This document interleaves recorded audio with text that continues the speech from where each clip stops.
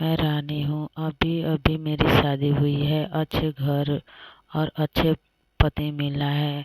राजू नाम है उनका।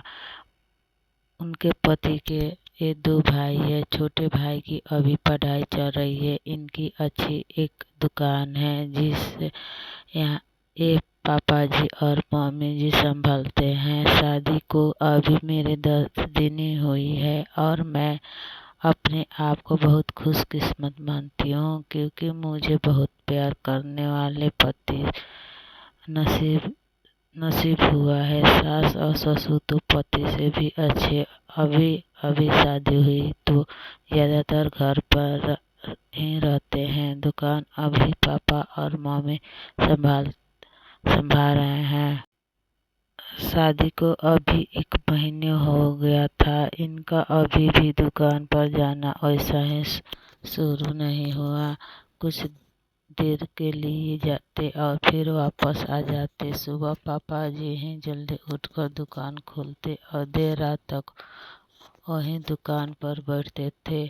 मम्मी जी उनके लिए खाना ले जाया करती थी। ये दिन भर मेरे पीछे घूमते।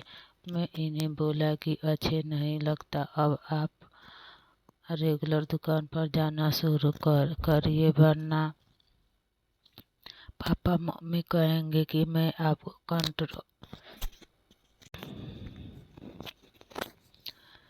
कंट्रोल कर रखा है। उन्होंने बोला ऐसा कुछ नहीं होगा, वो सब बातें तुम मत सोचो।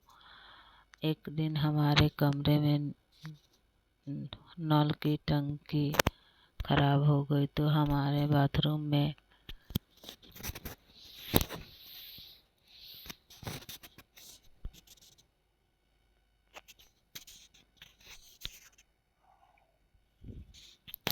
पानी नहीं आ रहा था तो मुझे नहाने के लिए हाल हाल के बाथरूम में जाना पड़ा। मेरा पति तब सो रहे थे। मैं बाथरूम में नहाने गई। कुछ सेकंड बाद वो भी उठकर दरवाजे के बाहर आ गए और बाहर से मुझे आवाज़ देते हैं, रानी तुम अंदर हो?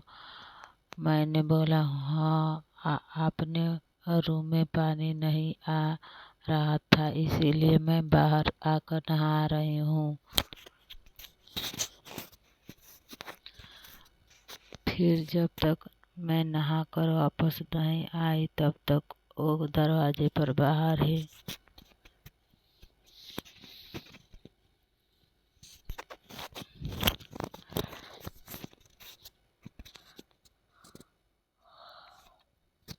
खड़े रहे। वैसे वो रोज रोज करने लगे। एक दिन वो बाथरूम में नहा रहे थे तब कोरियर वाला आया। कोई था तो मैं रिवीज करने के लिए दरवाजे पर गई। मैं अभी उससे बात कर रही थी कि ये बाथरूम से टॉवल में ही भाग कर आते ही मुझे जोर से कहते हैं कि तुम अंदर जाओ। फिर उसके जाने के बाद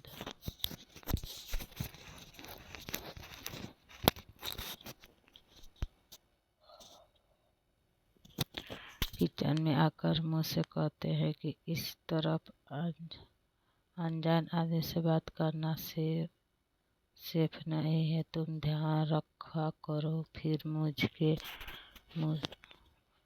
फिर इसके बाद मैं कई बातें देखी, जैसे जब हम बाहर जाते थे तब वो मुझे इधर उधर नहीं देखने देते थे।